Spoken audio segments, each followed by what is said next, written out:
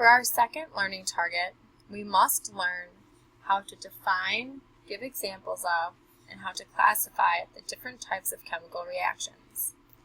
IB mandates that you learn 5 of them, which consist of synthesis, decomposition, single replacement, double replacement, and combustion. However, it is also helpful in your everyday life to know neutralization or acid-base reactions. Our first equation is called the synthesis reaction, and some textbooks will also call this a combination reaction, but some students refer to it as the addition reaction. In our example, we have magnesium reacting with oxygen. But on the product side of our equation, we can see that magnesium is next to oxygen, which implies that it's bonded together, forming one product. So by definition, a synthesis reaction is where 2 or more simple substances,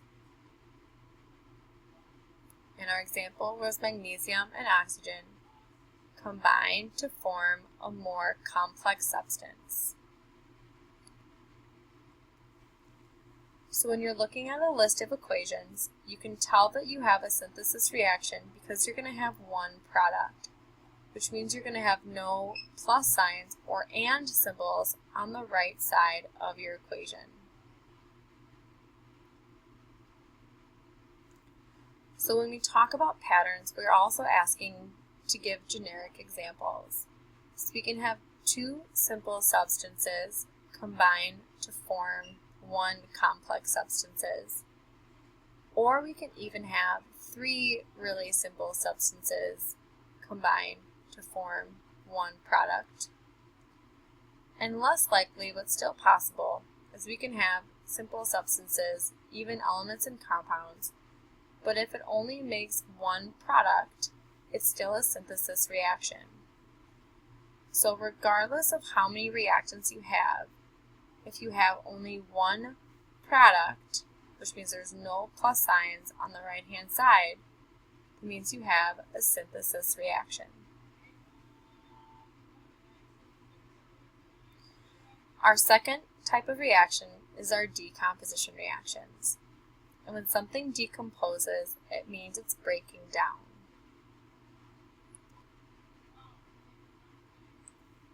So in our example, we see that we have water, which is hydrogen and oxygen bonded together. But after a process such as electrolysis, hydrogen and oxygen become separated, meaning that we no longer have water, but it's been broken down into its individual constituent elements. So by definition, a decomposition reaction is one where a complex substance, in this case water, breaks down into 2 or more simpler substances, which in our example are hydrogen and oxygen. So when giving a generic example, we need to have 1 complex reactant. So for example, we can have A and B bonded together, breaking apart into its individual constituent elements, much like our example above. Or we can have a really complex reactant full of 3 elements breaking down into each of its individual elements. Or just like the opposite of our last synthesis equation example, we can have 1 very complex substance break down into an element and a compound. Regardless of how you look at it though, there's only 1 reactant on the left-hand side. So when there's only 1 reactant, what we're going to be looking for is that there are no plus signs on the left-hand side of the equation. Decomposition reactions and synthesis reactions are opposites of each other. Our third equation are single replacement or single displacement reactions. So when you have something that's single, it's only one thing. and replacement implies that something is being replaced. So that goes to imply that a single replacement reaction is one where one element is replaced in a chemical equation. Looking at our example, we see that we have bromine, and it reacts with potassium chloride, where potassium is bonded to chlorine. But on the product side, we see that chlorine is now by itself because potassium and bromine are now bonded together. So bromine has kicked chlorine out of place. So in an analogy that is old-fashioned at best, it's like being at a dance and someone cutting in and dancing with your date. So by definition, a single replacement reaction is one where an unattached single element replaces an element that is part of a compound. However, single and double replacements are equations where we have to remember cations and anions. So in an ionic compound, cations, which are positive and they're metallic, come before the anions, which are negative and typically nonmetals. This is important to know because like ions only replace like ions. So anions will replace anions, and cations will replace cations.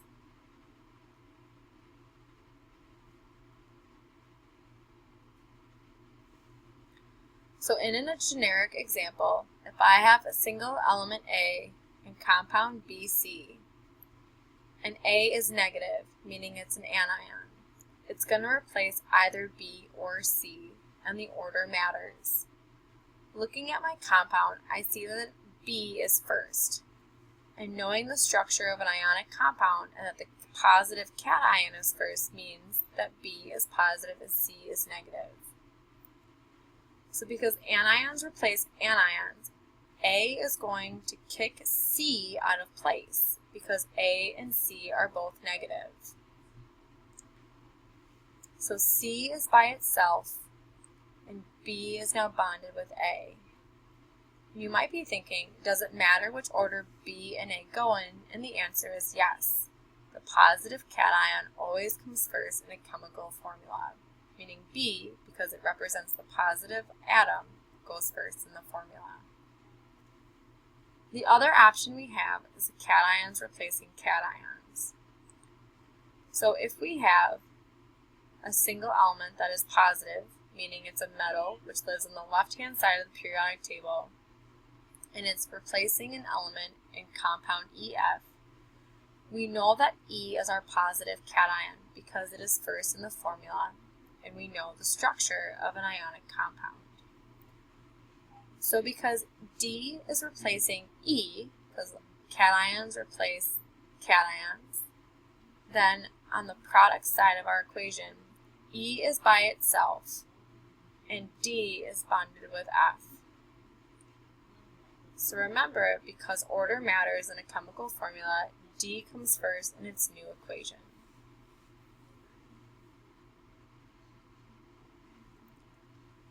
Our fourth reaction is called a double replacement. So just like a single replacement was only one thing being replaced, the double represents two things, and the replacement says that the two things are being replaced. So in our example, we have iron attached to sulfur, and we have hydrogen attached to chlorine. But on the product side, sulfur is now attached to hydrogen, while iron is now attached to chlorine.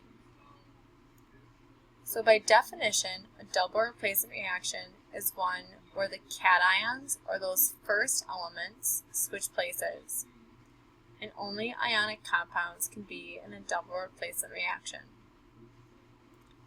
So in double replacement reaction, I have AB, compound number 1, and CD, compound number 2. Referring back to the structure of an ionic compound, the cations are the first element in each chemical formula, meaning A is positive and C is positive, literally because they are the first element in this chemical formula. This implies that B and D are negative. So because in a double replacement reaction, the cations switch places, on the product side, B is no longer bonded with A, but it's bonded with C, because that's the other positive ion. And remember that because the positive ion always comes first, C comes before B in our generic equation. And then our other compound would be AD. A is positive, so it comes first in our equation, and D is negative, so it comes second.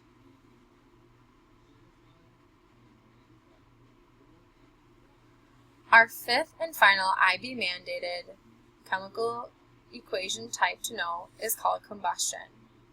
And combustion is usually seen as a really exciting reaction, when in reality it's actually really not. Lighting something on fire does not necessarily mean that you have a combustion reaction, because a combustion reaction is one where only a hydrocarbon is set on fire. And a hydrocarbon is made up of only hydrogen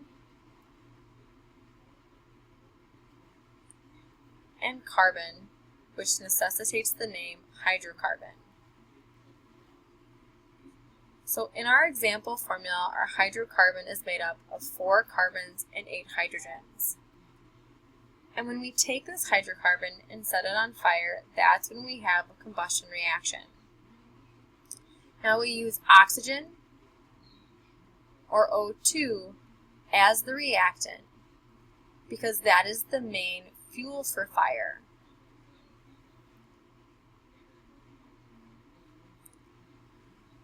So sometimes this is confused with a single replacement reaction.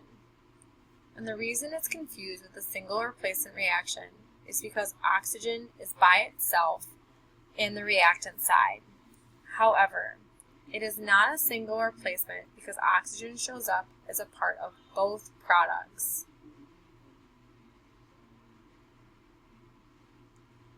In addition, the fact that our 2 products are carbon dioxide and water indicates this is also a combustion reaction, because carbon dioxide and water, when together, are the hallmark or telling tale that this is a combustion reaction. So in terms of a pattern, we have a hydrocarbon, which is made up of carbon and hydrogen in varying amounts, which is why we're using little x's and y's as our subscript. Oxygen, O2, is always going to be a reactant, so that's why it's no longer generic. When you combine these 2 reactants, you will always receive carbon dioxide and water as products. So our combustion pattern is really specific because the only things that change in a combustion reaction are the number of carbons and hydrogens in the hydrocarbon. Everything else is standard. Our last equation, which is helpful to know in your everyday life, is called a neutralization reaction. And these are better known as acid-base reactions. So when you take an acid, which is frankly any hydrogen bonded with an anion or a negative ion, and you combined it with a base, and a base is any cation with a hydroxide, these 2 caustic substances, which means these 2 damaging substances, neutralize each other and combine to form a salt and water.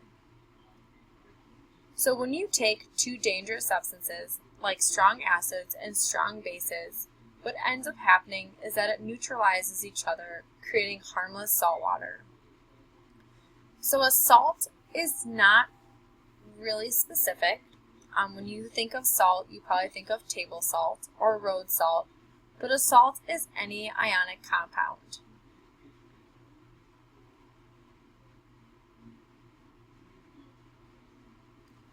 So a neutralization reaction is related, but is not the same as a double replacement reaction.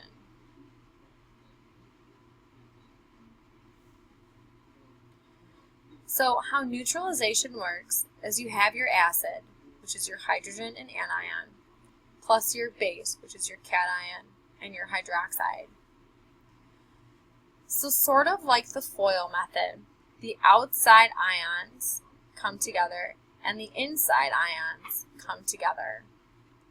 So on the product side, you have your salt. Remember, your cation comes first, which is why Y comes before X. And you have HOH, which is another way of writing H2O. The reason that this is important to know for your everyday life is when you are working with something that's considered basic. For example, Drano is a really strong base. And you spill some on your hand, you would use vinegar, a weak acid, to neutralize any burns. But if you're working with a strong acid,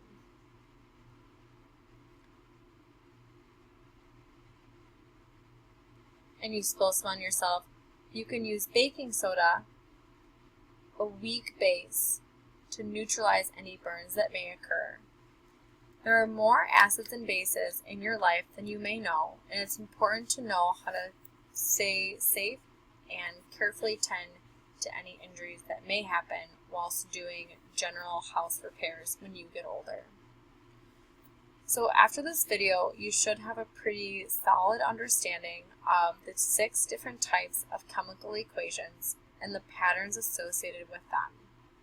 In the next portion of our unit, we'll learn how to classify reactions by energy changes, meaning if they release energy or they have to absorb them in terms of endo and exothermic reactions.